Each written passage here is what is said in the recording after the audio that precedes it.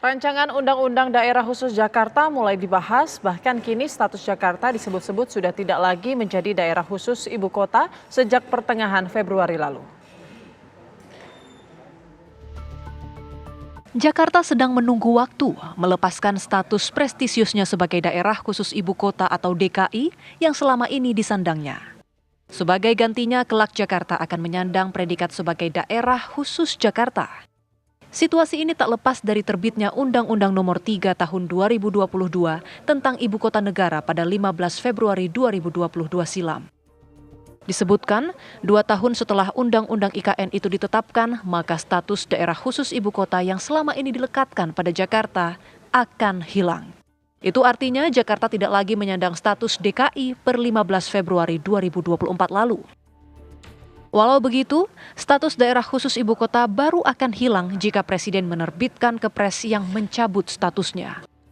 Status baru Jakarta diprediksi juga akan memengaruhi status pemerintahan Jakarta. Hal tersebut disebabkan salah satu pasal yang telah menjadi RUU tentang daerah khusus Jakarta membahas cara penunjukan gubernur Jakarta yang akan dilakukan Presiden. Lantas, akankah pemilihan gubernur Jakarta tidak akan melewati pemilihan kepala daerah November nanti? Tidak ada urgensinya kalau gubernur itu ditunjuk. Karena justru akan menimbulkan polemik dan kecurigaan. Kenapa? Karena Jakarta ini sebuah kota yang sangat dinamis. Bayangkan bagaimana mungkin kalau anggota DPR-nya dipilih, sementara gubernur ditunjuk.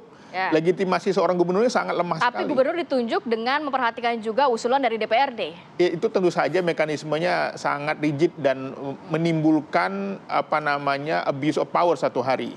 Bisa saja pemimpin saat itu menunjuk kerabatnya, koleganya, keluarganya.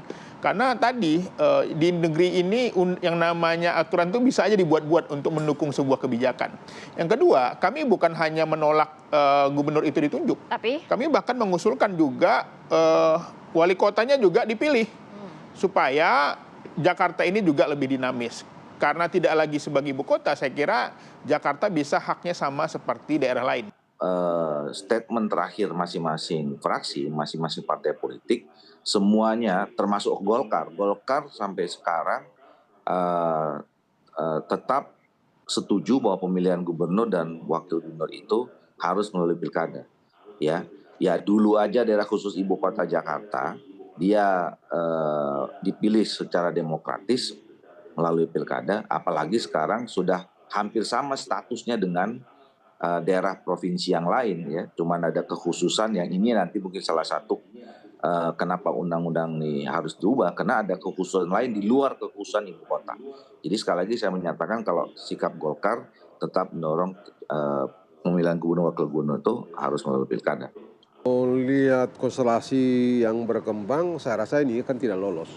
Tidak lolos? Tidak lolos. Dan tapi itu soal lain ya, itu soal kecil gitu.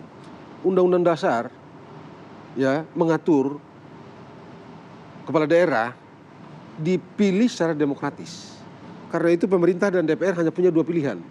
Bikin undang-undang DKJ ini, kepala daerah DKI ini ya. Pilih melalui DPRD atau pilih melalui rakyat. Tidak ada cerita angkat-mengangkat. Nggak ada tuh.